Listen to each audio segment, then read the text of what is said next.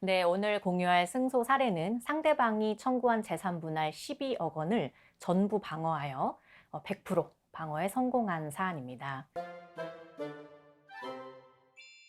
일단은 우리 사안은 혼인 기간이 약 10년이 되었고요. 이제 상대방 아내가 아이를 데리고 이제 친정에 가 있는 상황이었어요. 이러한 상황에서 우리 의뢰인이 이제 이혼을 결심하고 먼저 이혼 청구를 하셨는데, 의뢰인 생각 같아서는 뭐 재산 분할이라든지 위자료든지 없이 원만하게 마무리하고 싶었지만, 역시 예상대로 상대방이 재산 분할을 청구해 왔고요. 상대방이 최종 청구했던 재산 분할 금액은 12억 원 정도였습니다. 의뢰인분이 뭐 이 사건 소송을 진행하면서 또는 이렇게 진행 중에 자문을 구하시기를, 결국엔 재산 분할을 줄 수밖에 없는데 그 재산 분할을 뭐 어떻게 하면 줄일 것인가, 이러한 방향으로 조언을 받으셨다고 해요. 그래서 저도 사실 이 사안을 보고 혼인 기간 자체도 뭐 10년이고, 그렇다면 또 상대방이 자녀를 데리고 있는 상황에서 제3분할 자체를 아예 안 해주기는 좀 상당히 어렵다. 그래서 해주긴 해줘야 될 것인데 얼만큼 방어할지가 관건이다. 이렇게 좀 주로 진단을 했던 것 같습니다. 이제 다만 저희가 사안을 진행하다 보니 뭐 재산 이전의 그런 파탄의 경위에 있어서도 의뢰인분이 억울한 부분이 있다는 생각이 우선 들었고요. 일단은 상대방은 본인의 그 원가족 상대방에 대해서는 시댁이죠. 뭐 시댁의 편에서 본인에게 좀 부당하게 대우를 했다는 여러 가지 주장을 하셨지만, 우리 의뢰인분의 말을 들어보았더니 상대방은 단지 의뢰인분만의 재산뿐만 아니라 이제 의뢰인의 부모님의 재산도 마치 본인의 것처럼 이제 생각을 했다고 해요. 그 과정에서 당연히 갈등이 생길 수밖에 없었던 것이, 의뢰인 본인은 자기의 경제적 능력으로 최선을 다해서 가족을 부양하고 또 부모님의 도움도 일부 받으면서 생활비를 어떻게든 이제 마련해서 책임을 졌지만, 상대방의 요구가 너무 과하다 보니까 본인도 부모님에게 도움을 받는데 아무래도 한계가 있고, 그것 또한 당연한 것은 아니잖아요. 그런데 상대방은 계속 당연하게 생각하고, 뭐 말하자면 너 그것도 못 해오냐, 뭐 아들이 돼가지고 뭐 인정을 받냐 못 받냐, 이런 식으로 이제 계속 하니까 이제 상당히 압박을 받게 되죠. 그래서 의뢰인도 이제 너무 지친 거예요. 무슨 갈등만 있으면 매일 가서 몇 달씩 있다가 와 있다가 와. 근데 그렇다고 이혼하자고는 못 하겠고, 뭐 아이는 그러면 어떻게 되는 건가. 이렇게 참 혼인기간 내내 9년 10년 되는 혼인기간 내내 상당히 심적 고통이 심하셨다고 하더라고요. 근데 결국에는 상대방이 또 나가버린 거죠. 막 이혼을 이제 이야기하고, 그래서 이제 도저히 못 참겠다. 의뢰인분이 결국에는 이혼을 확실하게 결심하시게 되고, 상대방과 뭐 이혼 쪽으로도 말이 안 통해, 이혼을 안 하고 뭐 돌아오는 것도 말이 안 통해, 더 이상 안 되겠다 해서 이혼 조정 신청을 먼저 하시게 되었어요. 결국에는 이제 상대방이 아까 말씀드린 대로 재산 분할을 청구하게 되는데, 우리 의뢰인분으로서는 사실 이 재산 분할이라는 게 정말 해줘야 되는가?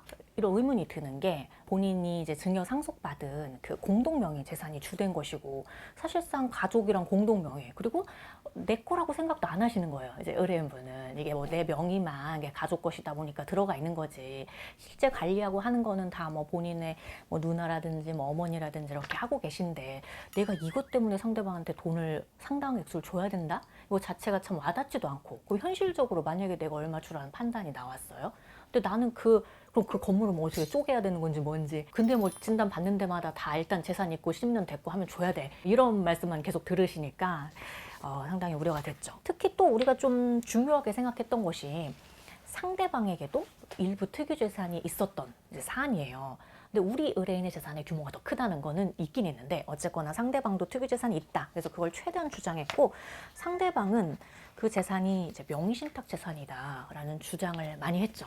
본인의 아버지 것이고 실제로도 본인의 명의만 들어가 있을 뿐이지, 뭐 임차인도 본인의 아버지에게 직접 뭐 차임을 지급한다거나 어떤 관리, 그런 비용이라든지 수익이 전부 아버지에게 가 있는 게 사실이었고, 그런 모든 자료가 제출되는 사안이었어요. 그래서 의뢰인분은 이제 막 상대방이 무슨 뭐 허위 주장해 막 그런 거 막 자꾸 내 이러니까, 이러다가 뭐 내 것만 들어가고 저거는 빠지는 거냐, 이렇게까지 점점 걱정이, 이제 사안이 진행되면 진행될수록 더 심해졌던 사안이에요.